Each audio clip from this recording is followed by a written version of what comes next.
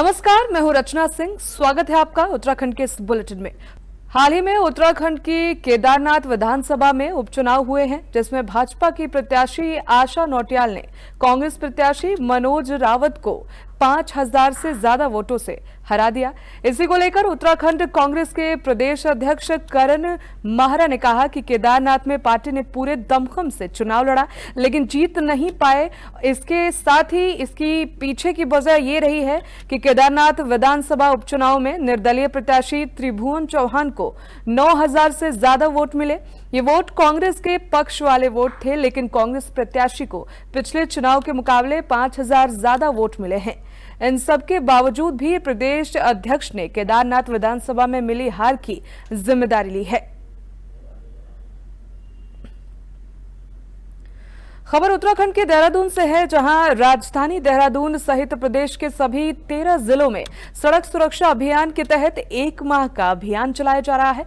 इस अभियान के तहत लोगों को जागरूक करने के साथ साथ ओवरलोडिंग और ड्रिंक एंड ड्राइव करने वालों के खिलाफ सख्त कार्रवाई की जा रही है। उत्तराखंड पुलिस के वरिष्ठ अधिकारी आईजी नीलेश आनंद भरने ने कहा कि प्रदेश में ऐसे लोगों के खिलाफ सख्त कार्रवाई की जा रही है जो ओवरलोडिंग और ड्रिंक एंड ड्राइव करके गाड़ी चला रहे हैं। ये नवंबर माह में ज़रूर कुछ हादसे जो है गंभीर प्रकार के हुए हैं।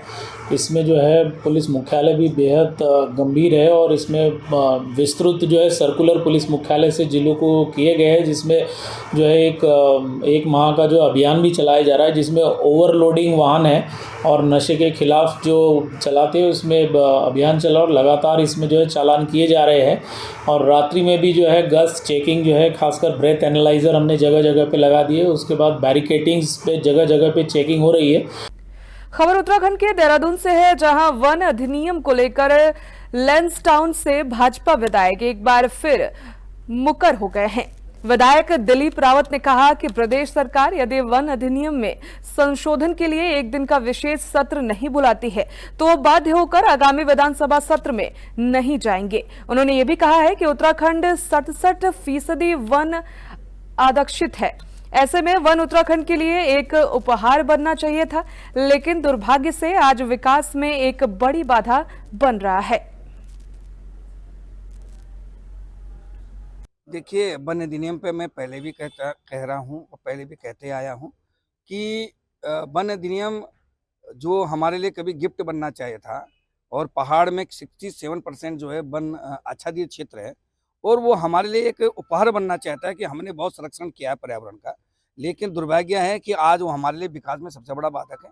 और इसीलिए मैंने कहा था कि उत्तराखंड सरकार एक बार एक दिन का सत्र रखें और ताकि हम सारी चीज़ों की समीक्षा करें और अपने हमारी क्या आवश्यकताएं और हम क्या चाहते हैं, ये हमारी केंद्र सरकार को भी है, जो हमारे अन्य एजेंसी भी हैं, एनजीटी है, बाघ प्राधिकरण है, पर्यावरण विभाग है, इन या माननीय उच्च न्यायालय है, इन सब पे अपनी बात को पहुंचा सकें। तो मेरा अभी भी निवेदन है और मुझे पूरा विश्वास है कि माननीय मुख्यमंत्री जी जो है एक दिन का सत्र रखेंगे और सभी लोग इसको गंभीरता से ले रहे हैं। और मेरा ये निवेदन है कि जितने आप ही मीडिया के कर्मी हैं, सभी लोग जो हैं इसके काम को इस बात को जरूर उठाएं, क्योंकि ये आज हमारी पहाड़ के विकास में सबसे बड़ा अवरोधक बन गया है और इसको कैसे तरह से व्यवहारिक रूप बना दिया जाए, इसके बारे में समीक्षा आप लोगों के द्वारा भी होनी चाहिए और आम जनता के पास भी जानी चाहिए। खबर उत्तराखंड के देहरादून से है, जहां निकायों के कार्यालय की समाप्त हुए 1 साल होने वाले हैं। वहीं अब पंचायत का कार्यकाल भी समाप्त हो गया है। पंचायत में प्रशासकों की नियुक्ति को लेकर उत्तराखंड कांग्रेस के पूर्व प्रदेश अध्यक्ष गणेश गोदियाल ने पंचायत में प्रशासकों की नियुक्ति को लेकर सरकार पर हमला बोला है। सरकार किसी भी चुनाव कराने को तैयार नहीं है और अब राज्य की निकाय की ओर पंचायत को प्रशासक ही चलाएंगे। प्रदेश सरकार ने कल शाम को आदेश जारी करके पंचायतों में प्रशासक नियुक्त कर दिए हैं। क्योंकि पंचायतों का कार्यकाल समाप्त हो रहा था, सरकार के पास 3 ऑप्शन थे। एक ऑप्शन ये था जिसकी मांग हमारे पंचायत प्रतिनिधि पिछले कुछ समय से करते आ रहे हैं, जिनमें उनकी ये मांग थी कि क्योंकि कोविड के दौरान 2 साल में उन्हें अपने कार्यकाल को गंवाना पड़ा, उनका कार्यकाल 2 साल कोविड के कारण इस प्रकार नहीं रहा कि वो लोगों की अपेक्षा पर खरा उतर सके और अपनी पंचायतों का वो जिस प्रकार जिस रूप में वहां काम करना चाहते थे, विकसित उन पंचायतों को करना चाहते थे, वो समय उन्हें नहीं मिला। उनकी अपील सरकार के पास पेंडिंग थी। तो एक तो ऑप्शन ये था सरकार का कि सरकार उन्हें 2 साल या 1 साल का कार्य विस्तार नियम बनाकर दे। खबर हरिद्वार से है, जहां रोशानाबाद पुलिस लाइन में 22वीं अंतर जनपदीय पुलिस प्रतियोगिताओं का शुभारंभ किया गया है। आपको बता दें कि इसमें 13 जनपदों की कुल 18 टीमें हिस्सा ले रही हैं। इस आयोजन का मुख्य उद्देश्य पुलिस कर्मियों के कौशल में वृद्धि करना और उनकी जांच पड़ताल की क्षमताओं को निखारना है। गठन हुआ है सर, क्या है? पलट बाबा रामानंद गिरी महाराज की ओर से एक प्रार्थना पत्र मुझे दिया गया था एसएसपी को, और जिसमें इस पायलट बाबा आश्रम में बरती गई अनियमितताएं और उनकी मृत्यु के समय हुई जो अनियमितताएं हैं उनको ध्यान में रखते हुए उनके द्वारा एक कुछ साक्ष्य प्रस्तुत किए गए, जिसमें उन्होंने विस्तृत जांच की एक मांग की थी। और इसी क्रम में वहां पर अभी कुछ दिन पूर्व एक झगड़ा भी हुआ था आपस में, क्योंकि पायलट बाबा आश्रम पूरे इस देश के साथ साथ विश्व के अन्य स्थानों में भी काफ़ी बड़े स्तर पर फैला है। इसलिए इसकी गंभीरता को देखते हुए लाखों लाख अनुयायी इनके साथ हैं। उनका इलाज मतलब नेशन वाइड में जो कहे, जब यहाँ थे मैक्स में देहरादून में इलाज होता था।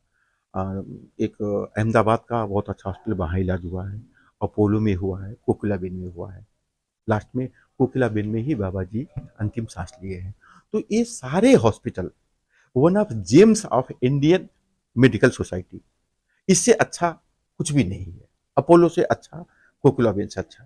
और जब हम पेशेंट लेके हम कोई भी पेशेंट लेके जाते हैं हॉस्टल में भर्ती करने के बाद में सारा दायित्व तो डॉक्टरों को होता है कि न कि पर्सन का। मेडिकेशन कौन करेगा? नर्स करती है। और बाबा जी आईसीयू में थे, गंभीर थे। खबर नैनीताल से है, जहां हाई कोर्ट ने उत्तरकाशी की मस्जिद विवाद पर सुनवाई की। इसके साथ ही 5 दिसंबर को अगली सुनवाई तय की गई है। याचिका में मस्जिद की सुरक्षा की मांग की गई, जो 1969 में वैध रूप से बनी थी। खबर पौड़ी से है, जहां मानव वन्य जीवन संघर्ष कम करने के लिए नया पाठ्यक्रम तैयार किया गया है, जिसे मुख्यमंत्री ने लोकार्पित किया। आपको बता दें कि यह पाठ्यक्रम शिक्षा और वन विभाग के संयुक्त प्रयास से विकसित किया गया है, जिसमें गुलदार के हमलों से बचाव के उपायों पर जोर दिया गया है। उत्तरकाशी जामा मस्जिद भटवाड़ी रोड के लिए हमने प्रोटेक्शन पिटीशन कोर्ट में फाइल की थी। लास्ट डेट में कोर्ट ने प्रोटेक्शन ऑर्डर भी जारी किया था और स्टेट से स्ट्रिक्ट इंस्ट्रक्शंस के लिए इसमें मंगवाया था। आज स्टेट ने इंस्ट्रक्शंस कोर्ट के सामने रखे हैं कि सभी लॉ एंड ऑर्डर को स्ट्रिक्टली मेंटेन किया जा रहा है। दिन में और इवन रात में भी वहाँ गश्त की जा रही है, और जो भी रिलीजियस इंस्टीट्यूशन है और मॉस्क है उसको प्रोटेक्ट उसकी सिक्योरिटी की जा रही है। और हमने कोर्ट से कहा था कि 1 दिसंबर को एक रैली ऑर्गेनाइज करने के लिए प्लान है महापंचायत के लिए, तो उसको रोका जाए। तो स्टेट काउंसिल ने कोर्ट में इन्फॉर्म किया है कि ऐसी किसी भी रैली के लिए स्टेट ने परमिशन अभी तक नहीं दी है। सिचुएशन को देखते हुए 5 तारीख इसमें लगाई है। तो we are hopeful that law and order shall be maintain, और ऐसी कोई रैली किसी भी एक रिलीजन के अगेंस्ट नहीं निकाली जाएगी। उत्तराखंड के राज्यपाल लेफ्टिनेंट जनरल गुरमीत सिंह पंचनगर पहुंचे, जहां उन्होंने गोविंद बल्लभ पंत कृषि और प्रौद्योगिक विश्वविद्यालय के 36वें दीक्षांत समारोह में भाग लिया है। राज्यपाल ने सीडीएस जनरल अनिल चौहान और पद्मश्री प्रेमचंद शर्मा को मानव उपाधि से नवाजा है। खबर उत्तरकाशी से है, जहां जिला पूर्ति अधिकारी संतोष कुमार भट्ट ने विभिन्न क्षेत्रों में गैस वितरण वाहनों का निरीक्षण किया है। निरीक्षण में विश्वनाथ गैस एजेंसी और उत्तरकाशी गैस सर्विस के वाहनों में कम वजन के सिलेंडर पाए गए। दोनों एजेंसियों को नोटिस जारी कर आवश्यक कार्रवाई की जाएगी, और साथ ही सभी गोदाम प्रभारी को अनियमितताओं की जांच करने के निर्देश दिए गए हैं। मैंने निर्देशित किया था कि जो एलपीजी वितरण है उसकी व्यवस्था को लाइन अप करने के लिए और उसे व्यवस्थित करने के लिए आवश्यक कार्रवाई की जाए। तो इसके लिए मैं कल स्वयं ही मुख्यालय की टीम को लेकर छापेमारी के लिए गया था। तो उत्तरकाशी ज्ञानसू मनेरा क्षेत्र में मेरे द्वारा चेकिंग की गई, इसमें हमने 3 जो गैस लोडर थे वो पकड़े। उनमें एक gas loader Uttarkashi gas service का था, उसके पास जो डिलीवरी मैन उसका था, उसके पास आईडी और उसके तोल कांटा वगैरह उसके पास नहीं था, वर्दी में भी नहीं था।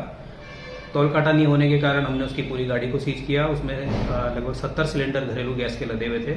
उन्हें सीज करके बाट मामले निरीक्षक के सुपुर्द किया गया, उनके द्वारा चेकिंग की गई तो 15 सिलेंडर जो है मानक से कम पाए गए। उत्तराखंड के इस बुलेटिन में फिलहाल इतना ही। आगे की तमाम जानकारियों के लिए बने रहिए हमारे साथ।